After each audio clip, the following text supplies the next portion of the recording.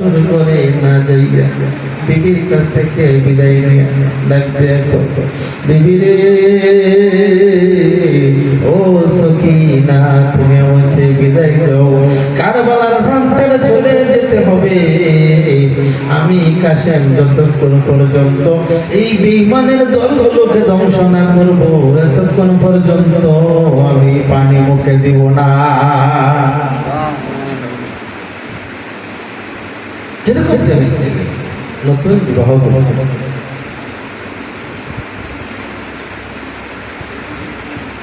সখিনা ডাক দেয়া কয় কাশেম কি শুনাইলা কাশেম রে,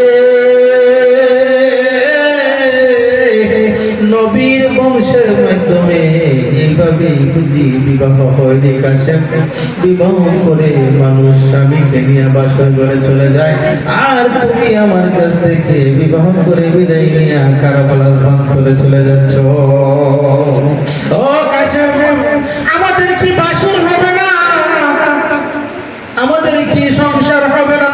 কাশেম ডাক দিয়ে কই সখিনা রে, বাসর হবে, তোর সাথে বাসর হবে আল্লাহ রাব্বুল আলামিনের জান্নাতে। সুবহানাল্লাহ। কত দিচ্ছে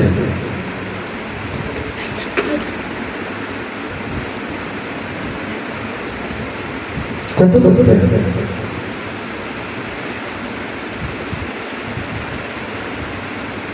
গাছের পাতা জলে পড়ে সখিনার কান্দনে, গাছের পাতা জলে পড়ে সখিনার কান্দনে, সবাই গাছের পাতা জলে পড়ে সখিনার কান্দনে। প্রাণের কাশেম গিয়াছিলেন কারবালার ময়দানে, প্রাণের কাশেম গিয়াছিলেন কারবালার ময়দানে।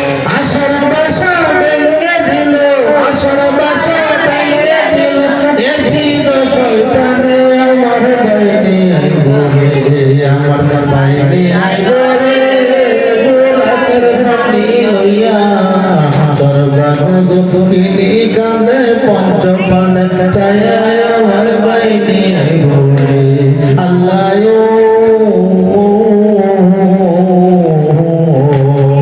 কি সর্বনাশ হইল আল্লাহ কারবালার ময়দানে, কি সর্বনাশ হইল আল্লাহ কারবালার ময়দানে।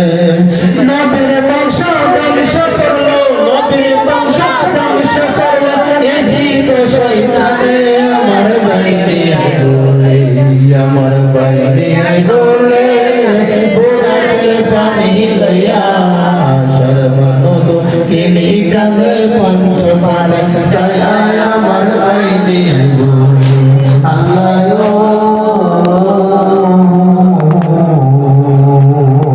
কি সর্বনাশ হইল আল্লাহ কারবালার প্রান্তরে, কি সর্বনাশ হইল আল্লাহ কারবালার প্রান্তরে।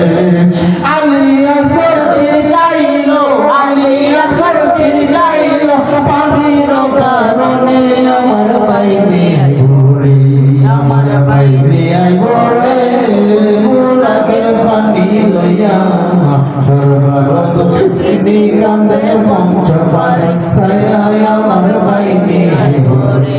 কি কঠিন অবস্থা ছিল কারবালার প্রান্তরে, এমন অবস্থা ছিল কারবালার আমার নবীর বংশের আওলাদেরা, আমার নবীর আওলাদেরা মহিলাগুলো তাবুতে থাকতে পারে নাই, তাবুর ভিতরে আগুন জ্বালাইয়া কিভাবে লুটপাট করছে। এত কষ্ট, এত যন্ত্রণা, এত কষ্ট আমার নবীর আওলাদকে দিছে, এই এজিদের দলে এত কষ্ট আমার নবীর আওলাদকে দিছে। কি করে এই এজিদের বংশ যারা হবে, কি করে হোসাইনের ভালোবাসা তাদের ভিতরে ঢুকবে না? অতএব কিচ্ছু বলার নাই, যার ভিতরে ফাঁকে পাঞ্চাতন আছে। একটা কথা বলা যায়, যারা ফাঁকে পাঞ্চাতন অনুসরণ করবে আমার নবীর প্রেম ভালোবাসা, নবীর শান, নবীর মহাব্বত শুনলে যাদের মন ভালো দেখা যায়, চেহারা বর্ষা দেখা যায়, হাসি মুখে হাসি দেখা যায়, মন ভরে, তাদের বংশগত হলো হুসাইনি। আর যাদের কারবালার কথা শুনলে, নবীজির প্রেমের কথা শুনলে অন্তরে কষ্ট লাগে, মন খারাপ লাগে,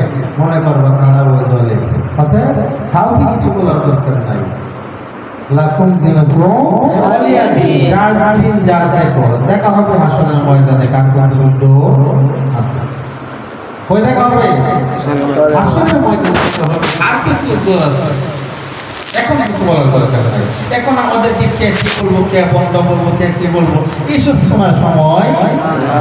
কারণ আমার নবীজি বলছেন, আমার আল্লাহ বলছেন, ও আমার বান্দা, ও আমার বান্দি, তোমরা এমন ভাবে আমার নবীর সাথে প্রেম ভালোবাসা করো, এমন ভাবে জিকির করো, এমন ভাবে দুরূদ শরীফ পড়ো, মানুষ যেন তোমাদেরকে পাগল করে।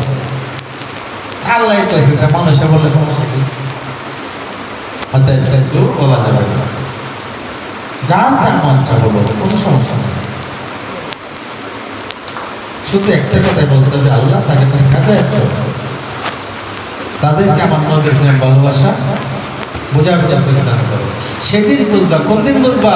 যেদিন কঠিন নিদানের সময় আল্লাহ রাব্বুল আলামিন হাসরের ময়দানটা সাজাবে, হাসরের ময়দানটা সাজাবে, সেই দিন বুঝবা। যদি জিজ্ঞাসা করো যে আল্লাহ হাসরের ময়দান কেন সাজাবেন, আপনি তো কে জান্নাতি কে জাহান্নামে আপনি জানেন, তাহলে কবর থেকে জান্নাতে পাঠাইতে পারতেন, কবর থেকে জাহান্নামে পাঠাইবেন, হাসরের ময়দান কেন সাজাইবেন? প্রশ্ন জাগে না? আল্লাহ সব জানে না? কে জান্নাতি কে জাহান্নামী, কে নবীর প্রেমিক কে নবীর প্রেমিক, আল্লাহ কি জানে না? তাহলে হাসরের ময়দান লক্ষ লক্ষ কোটি কোটি বছর পরে হাসরের ময়দান কেন সাজাবে? হাসরের ময়দান কেন সাজাবে? কিছুর জন্য সাজাবে। আল্লাহকে জিজ্ঞেস করতে মন চায় না? যদি আল্লাহকে পাইলে জিজ্ঞেস করতাম। জিজ্ঞেস করলে আল্লাহ উত্তর দিয়ে দিচ্ছে, ও দুনিয়ার মানুষেরা, আমি হাসরের ময়দান কেন সাজাবো, এটা তোমরা হাসরের ময়দানের দিন বুঝবা যে আমার বন্ধু হাবিবুল্লাহ আমার কাছে কতটুকু মূল্য।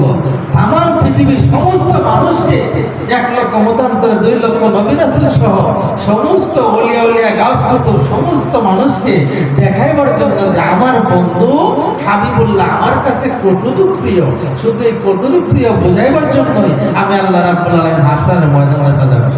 সুবহানাল্লাহ। কঠিন হাসরের দিনে রাব্বুল আলামিন